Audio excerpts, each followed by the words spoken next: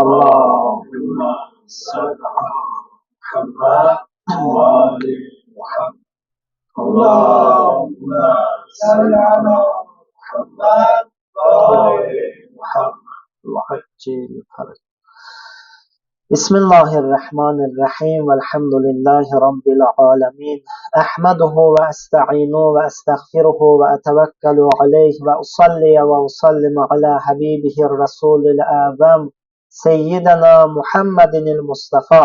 اللهم صل على محمد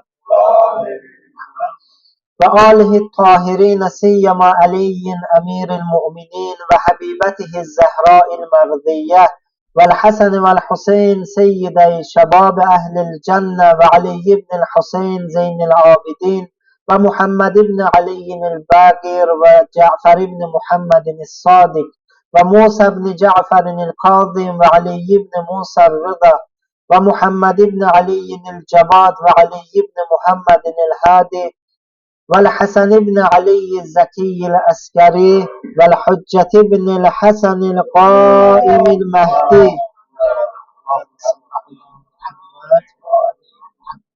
صلوات الله عليهم أجمعين. أوصيكم ونفسي بتقوى الله. İnsanın İslam təlimləri əsasında bir vəzifəsi də güclü, qüvvətli, qüdrətli olmasıdır. Həm cismi baxımından, həm mənəvi baxımından. Mömin gərək güclü olsun. Cismi baxımdan güclülük insanın idmanla, sağlam qidalanmasıyla və digər məsələlərlə olur ki, çoxumuz bilirik. Mənəvi baxımdan da qüdrətli olmağa daha çox ehtiyacımız var. Müxtəlif hadisələr qabağında insan gərək tab gətirə bilsin. İstəyir bu çətinliklər olsun, istəyir qardaşlarla ünsiyyət olsun və müxtəlif məsələlərdən. Bu sahədə mənəvi baxımdan güclənməyin yeganə yolu təqvaya riayət eləməkdir.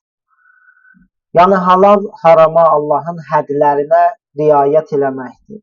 Bu həm bu dünyada bizim üçün hava su kimi ehtiyaclıdır. Həm də axirət üçün ən yaxşı azuqədir. Necə ki, Quran-ı Kərim bəyan eləyir. Allah inşallah bizləri təqva əhlindən qərar versin. Həftənin müxtəlif münasibətləri var. Mən önəmliləri bir neçəsini qısa olaraq bəyan eləyim. 22 Zilhəccə Əli əleyhissalamın vəfalı, qeyrətli səhabəsi Meysəm-i Təmmarın şəhadət günüdür. Bu çox uca məqamlı imamların həmişə gözəl yad etdikləri, onu xatırladıqları bu böyük şəxsiyyət barədə bir neçə məsələyə işarə eləmək istəyirəm. Elə adından, künyəsindən məlum olduğu kimi xurma satan olur. Meysəm-i Təmmar, Təmmar yəni xurma satan.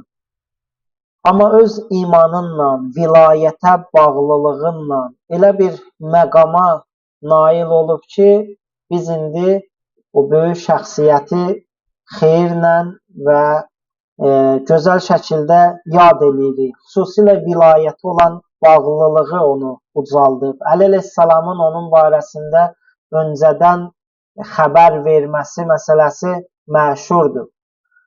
Əli əleyhissalam buyurub, sənin vadar eləyəcəklər mənə qarşı o nifrətini bəyan eləyəsən və bu yolda sabit olduğun üçün səni bədən üzvlərini qətl eləyəcəklər və səni asacaqlar. Əli əleyhissalamın elə buyurduğu kimi də bu məsələ baş verir. Mən bir neçə o böyük şəxsiyyətin xüsusiyyətləri barəsində danışmaq istəyirəm.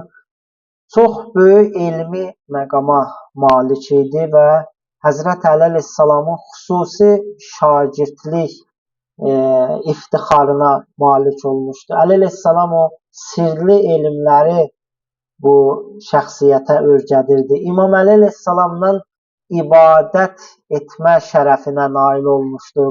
Bəzi yerlərdə imamın yaxını olaraq imamın gecə razi niyazlarında, o xurma bağlarında imamla bir yerdə olardı.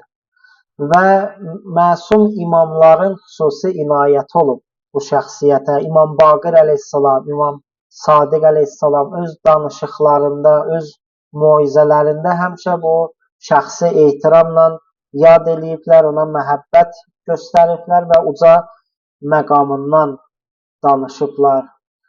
Və qeyd elədiyim kimi İmam Əli əleyhissalamın onun barəsində o öncədən dediyi məsələ ilə dünyasını dəyişir, şəhadətə çatır və İmam Əli əleyhissalama o vəfadarlığınla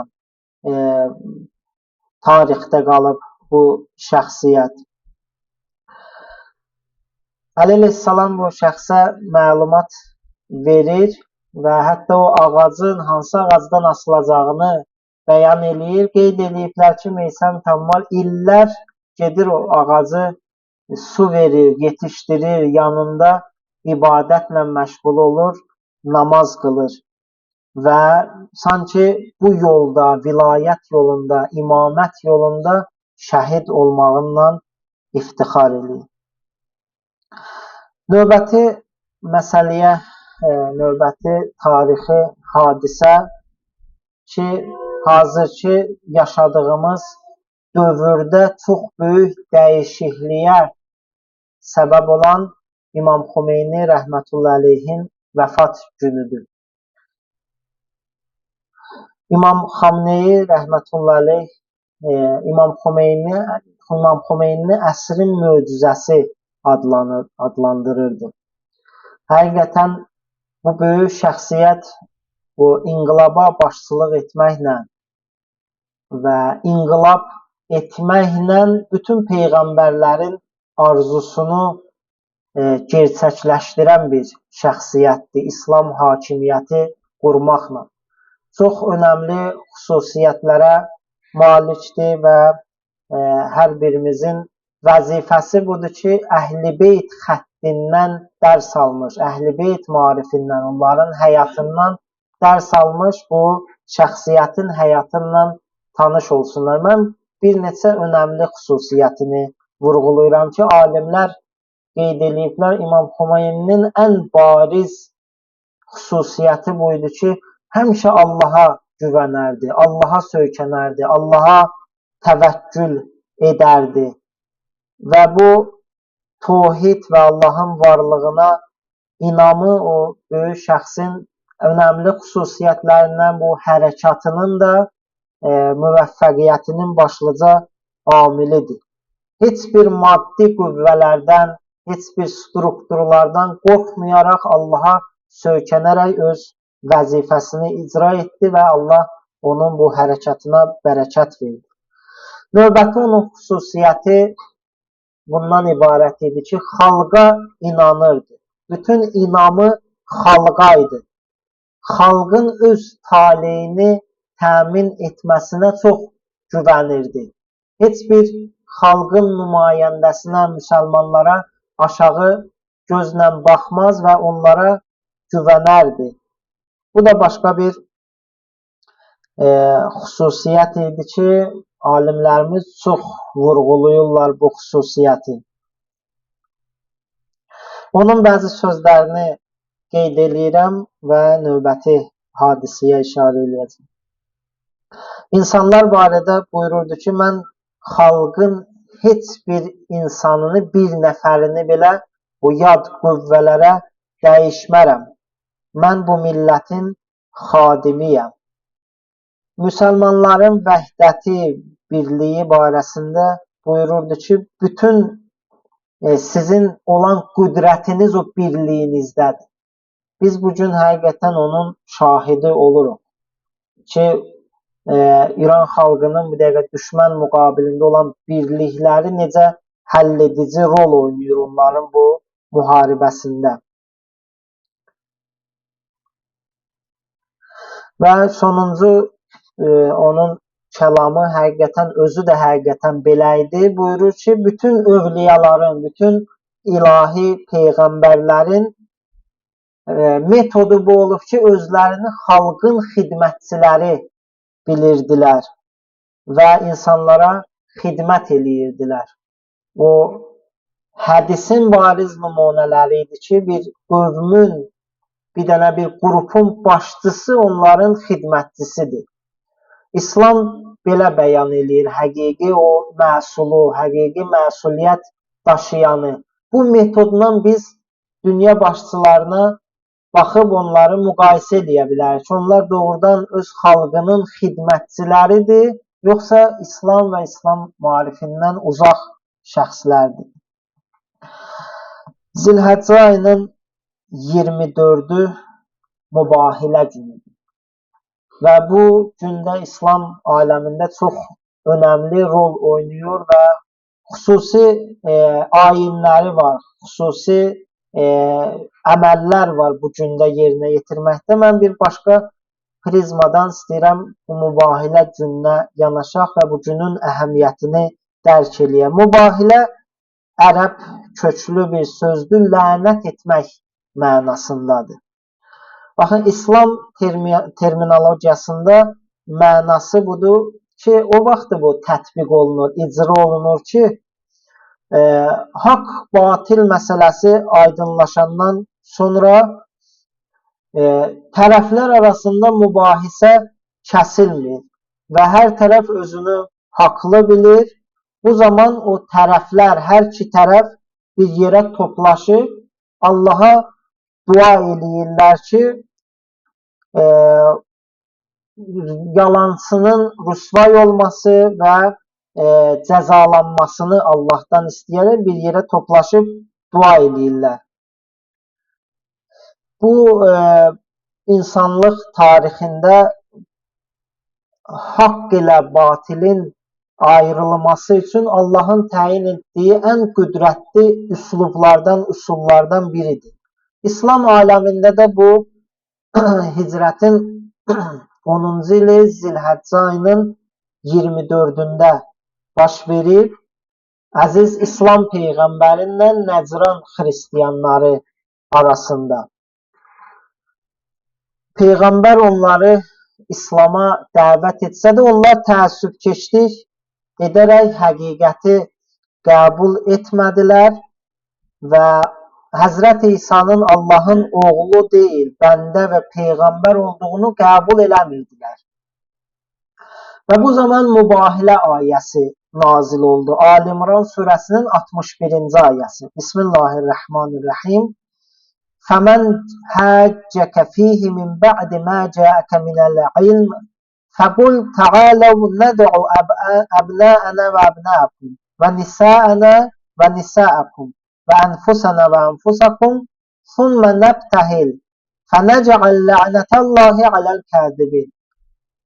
Ey Peyğəmbər, sənə elm gəldikdən sonra kim səninlə Həzrəti İsa əleyhissalam barəsində mübahisə etsə, onlara de, gəlin siz də oğullarınızı, biz də oğullarımızı, siz də qadınlarınızı, biz də qadınlarımızı, biz də özümüzü, siz də özünüzü çağıraq, sonra mübahilə edib yalancılara Allahın lənət etməsini diləyək.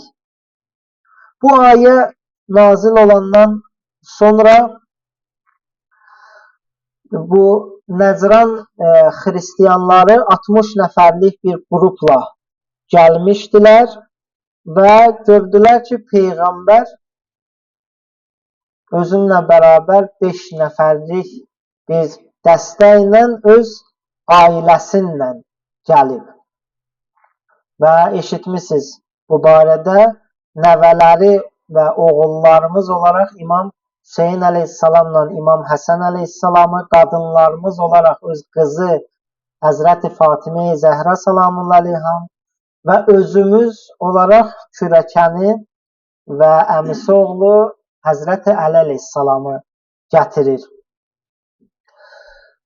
Xristiyanlar bu məsələni görəndə təəccüblənirlər, heyrətə gəlirlər və Peyğəmbərin böyük bir dəstə ilə, ordu ilə gəlməyini gözləyirlər. Öz ailə üzvlərindən deyil. O məsələnin əhəmiyyətini bir neçə nöqtədə qeyd edeyim. Baxın, bu məsələ xırda məsələ deyil. İslam dininin haqq olmasını bəyan eləyir. Növbəti bu hadisədə olan mesaj Əhl-i Beytin üstünlüyü. Baxın, Əhl-i Beytin və Peyğəmbərinin o yaxınlarının kimdən ibarət olduğunu göstərir. Peyğəmbər bu məsələdə təhlükədir də bir növ. Ən yaxınlarını gətirir bu təhlükəyə və bu da başqa bir insanlıq üçün nümunədir. Mübahilə məsələsi göstərdi ki, haqq uğrunda ən qiymətli varlıqlarını belə riskə atmağa lazım gələr bəzən. Bu mübahilə məsələsi bu yöndən çox önəmlidir. Qeyd elədiyim kimi, ən önəmli məsələ İslam dininin haqq olması və Peyğəmbərin yaxınlarının kim olmasını bizə bəyan eləyirdi.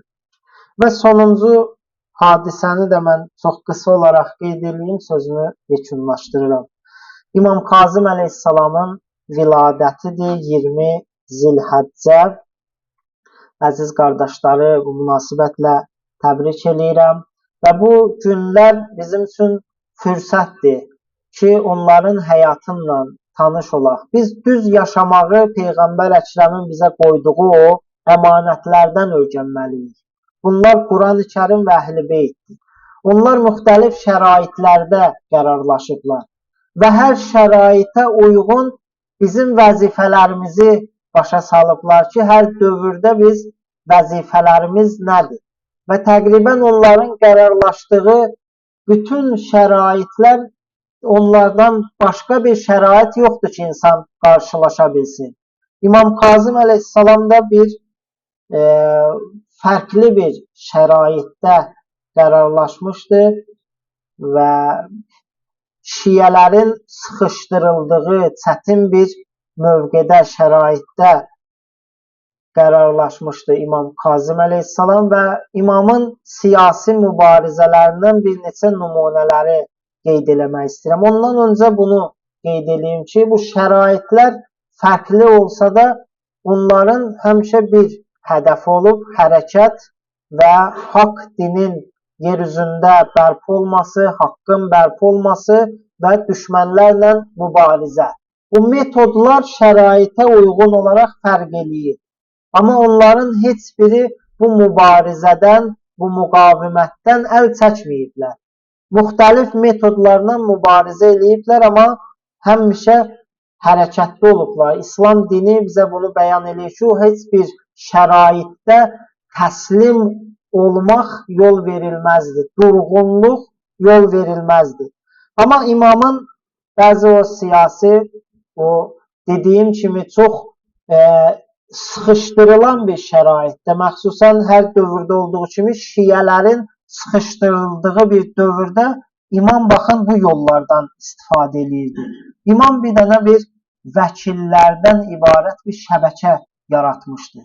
Onlar o şəri vücuhatı və şəri vergiləri yığmaqdan əlavə məhrum və kasıb insanlara yetişməkdən əlavə imamın o mühüm sözlərini gizli olaraq insanlara çatdırırdı, şiyələrə çatdırırdı. O sıxışdırılma elə bir həddə idi ki, bir adam şiə olmasını etiraf eləyə bilmirdi, imama bağlılığını etiraf eləyə bilmirdi. Belə bir şəraitdə imam belə bir şəbəkə yaradır, öz etibar elədiyi şəxslərdən bir vəkillər yaradır və onlar müxtəlif ərazilərdə yerləşirlər və dediyim kimi bu şəri vergilərdən xums, zəkat yığmaqdan əlavə imamın o siyasi mesajlarını, əqidəti mesajlarını insanlara çatdırırdılar. İmam başqa bir metodu, mübarizəsi zalim hakimiyyətin o hökumətə nüfuz məsələsidir. Bu iki məsələni diqqət eləmən çalışacağım o çatdıra bilim. İmam bir tərəfdən öz o etibarlı səhabəsini hakimiyyətdə qərarlaşdırır, Əli ibn Yəqdini. Zalim hakimiyyətdə bir məsuliyyət əldə edir imamın səhabəsi və bunda yeganə məqsəd şiəliyin qorunmasıdır. O Əli ibn Yəqdin razı olmasa da imam təkid edir ki, sən gərək hakimiyyətdə olasan. Digər bir tərəfdən başqa bir dəvə alverçisi olan imamın başqa bir səhabəsini Harun əl-Rəşidə dəvələrini verdiyi üçün məzəmmət edir. O hakimiyyətə köməklik etdiyi üçün öz səhabəsini danlayır və bu işdən çəkindirir. Baxın, buradan bu nəticəni alırıq. Əgər mənim hər hansı bir zalim hakimiyyətdə qərarlaşmağım şiəliyin, dinin, haqqın bərqərar olunmasına, haqqa kömək olacaqsa, bəli, mən gərək orada iştirak edə bilərəm. Necə ki, imam buna icazə verib öz səhabəsini göndərib. Əgər mənim bu əməkdaşlığım dinin zərərinə olacaqsa, imam qadağan eləyir. Hətta həcc ziyarətinə getmək üçün dəvəni vermək həddində də əməkdaşlığı imam qadağan eləyir. Bu da başqa bir məsələdir. İmam bu hakimiyyətin qeyri-şəri olmasını və Allah tərəfindən qəbul edilməməsini daim ifşa edirdi. İmam 4 dənə zalim hakimdən eyni dövrdə olur. Bir metodu da buydu. Onların nahaq hakimiyyətdə olmaqlarını bəyan eləyirdi ki, siz qəsb eləmişsiniz o peyğəmbər məkanını, peyğəmbər övladlarının postunu qəsd eləmişsiniz.